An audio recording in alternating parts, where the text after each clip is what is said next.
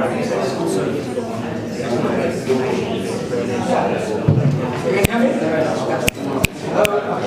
you.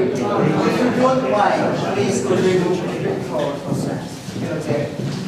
Jared, are you? Go at the back. Thank you.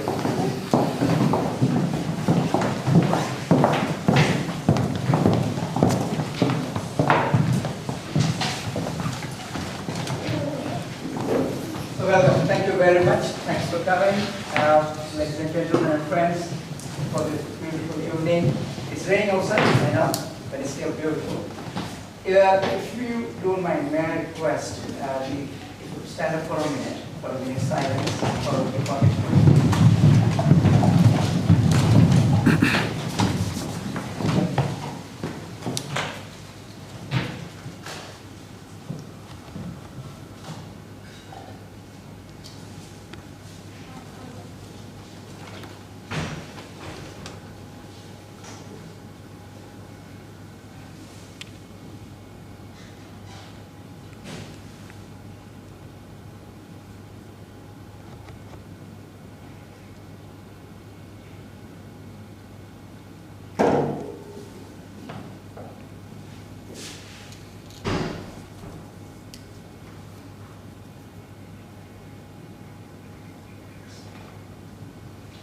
Thank you. Thank you very much. Okay. It is said that if you want to predict the future, you should create it. And today, this evening, we are having some fantastic lineup of brilliant distinguished speakers and panelists. And we'll be talking about Metaverse, crypto payments, and also underlying it, education and entrepreneurship, which is at the heart of it. I'm Gonsalves, and my very good friend Joseph, and together we are Tech 11 UK, and we hope you have a lovely evening. So as I move on to the first speaker of the evening, let me tell you a bit about this person. The person is young, enthusiastic, exciting, exhilarating, enterprising entrepreneur. She is a person who has a passion for shaping the young people towards STEM and entrepreneurs, championing the cause of women, and making a difference towards our climate and the environment. She has founded 3 startups, successfully exited 2. She is on a board of 2 deep tech companies. She has featured in a number of magazines. She has won a number of awards, and she is often featured in the top 10 women in tech in the UK. Ladies and gentlemen, Joyeeta.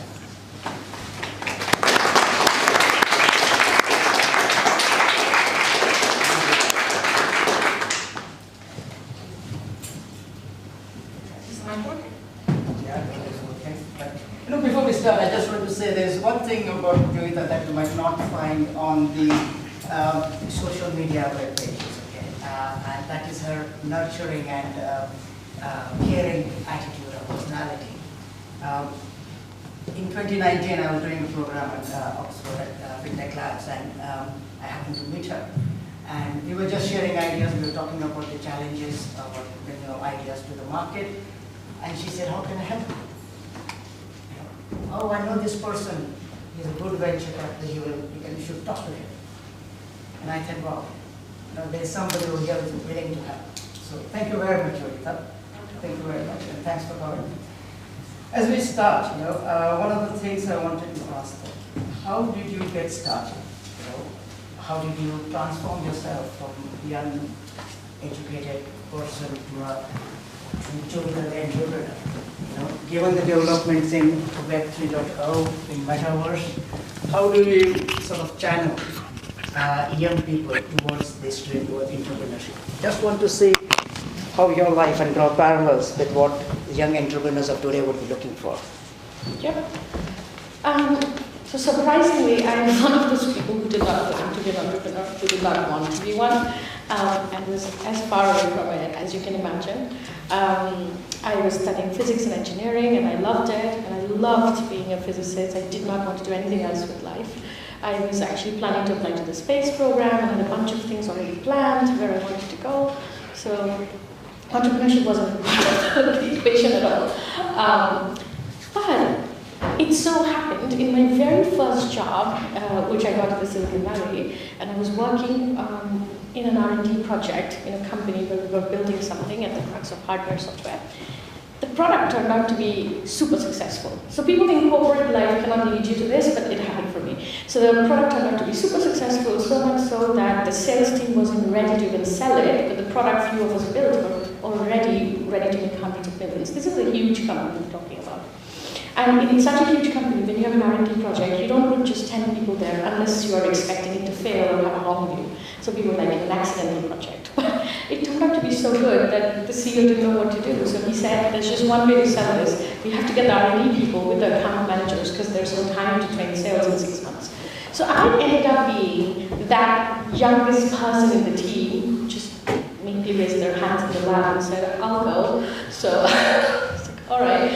And I'm glad I did that. I took that chance. So I was in a new country almost every week for 18 months, sitting with account managers, looking at a product being sold for millions, multi-year contracts, huge. And this is a person who's trained in electronics and engineering, right? So I don't know anything about, well, I do know how many zeros are in millions. I knew math, but like what that means.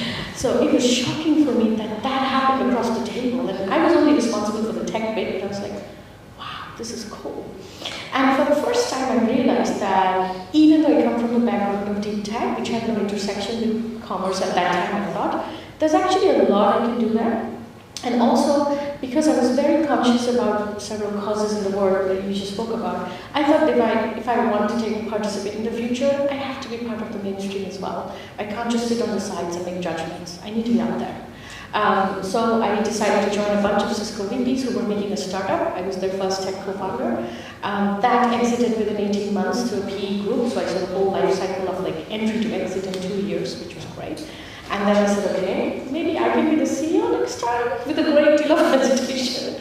And that turned out okay as well. We were able to exit in 3.5 years to fintech group. And then I built another one, which is now an open source company. And now I sit in the intersection of investment and entrepreneurship. And maybe I'm gonna probably build something again. I am building something on the stealth on the side, but I'll probably launch it some point next year. Brilliant, thank you. So have you got the entrepreneurship bug now? 100%. Yeah. Okay, yeah. That's it. So, I mean, if you were to advise a young girl or a young woman who is just stepping into the industry, stepping into the world of, as engineering, politics, economics, whatever, but do you see that they would all have a streak of entrepreneurship, and how would you go about shaping that, about advising them? So, just wanted to have that question along with what you're currently doing. So what is there now for you? That's interesting. I think being an entrepreneur always builds a level of confidence in you and makes you do things from first principles. You question everything. You look at every boundary and you know it's malleable. And it's a great skill set to have. I particularly think today's boys and girls in schools and colleges, they should have the skill, because we are going into a world with a lot of macro scale problems, from the environment to a ton of things, and we have less than 30 to 35 years to fix them.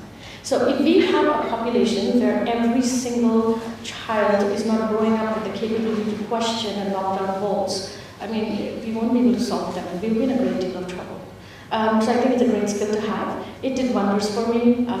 It might be hard to believe, but I was actually quite an introvert, I still am. But entrepreneurship gave me the confidence to go on stage and speak like this. Entrepreneurship gave me the confidence to walk into an embassy and say, why does it take 2 weeks for your visa? I have to get the conference in 7 days. I couldn't have done it otherwise. So I think these are things they need to have. So one of my non-profit activities is working with students in the age group of 10 to 15 and doing very mini entrepreneurial courses with them, where they actually build a whole project with me and they actually try to commercialize it and even pitch it. It's like a mini YC Techstar situation for 10, 12-year-olds, and you will be surprised by the ideas they have and how mature they are in their pitch and their understanding of the world.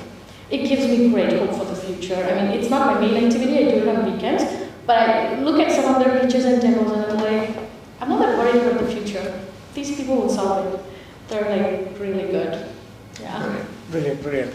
I wish we had someone like you when we were growing up. Me too. Okay, so what is next for Joyeeta the entrepreneur and somebody who is passionate about climate change and promoting that? So I am building something on the side, which is already had investment, and we have some big players involved, but it's a bit in stealth because it's at the intersection of several sciences and situations where it's best to go live with it when things are a bit more ready. But it should be probably my biggest project to date, and it's a long view. It's a 10 to 15-year thing. And I don't hope to or want to exit it anytime very soon. It's not a quick venture. I don't want to get acquired in 3 years by Google. It's going to be a big one, and it's going to be focused around impact. Yeah. So just want to end this with one more question. Is there a journey that every entrepreneur goes through in terms of, yes, I've got an idea, I've developed it, I've made it a product, it's my baby, but it's my baby for a few years, and then get into that habit of creating, and then exiting, and then sort of pick up a project that will last your lifetime? I think everyone has their unique journey in life and also entrepreneurship. There is no formula. Some people start at 80 and build KFC, and some people start at 19 and build Facebook. Some people start at 20, you've never heard of them, but they're educating girls in a certain part of Bangladesh, and that's a huge impact. You may not hear it, he's not on TechCrunch. So various people have various unique journeys in entrepreneurship. So I don't think my formula or anyone's formula applies to everybody. My advice is to not look for formulas in your life, but all I can really say is Web3, a lot of people would say, what is Web3? Can you not call it 2.5 or 4? And you have all those things. I look at this as a great time where we're building a huge, powerful, interconnected, distributed technology at a time when we are a lot more comfortable than we were when we built the internet. Okay? We're not just coming off of some Cold War and trying to build like spy technology, or we're not trying to recover from an upcoming World War that may happen. We're at a good time. We're building things consciously. We know it's big, and we know we're building it consciously. Which means that if you did always want to see the world differently, this is your chance. Where else are we going to get the opportunity to impact the future in such a big way? So Web3 and Metaverse is at the intersection of what the world is going to look like 5, 10, 50 years down the line. So if you care about the next generation, which I hope we do as human beings and the rest of the planet, it's a great time to be part of it and use your entrepreneurial skills in any way. It doesn't have to be building something. I sometimes also step back and help people build and empower, which is also entrepreneurship. I don't always want to be the CEO, actually. So being in this ecosystem and helping form the future is probably the best way to ensure that it turns out to be the big technology that Web3 is supposed to be, and it changes the world in a way that we want it to be, and not quite an accidental series of things like it happened with Web2 and Web1. And now we're trying to fix them in retrospect. How about we start from the beginning, very consciously? Thank you. I just want to leave with a quote that I read somewhere. Entrepreneurship is living few years of your life, like doing things like most people won't, so that you can spend the rest of your life like most people can't. Okay. Thank you very much, Joyeeta. Thank you so much.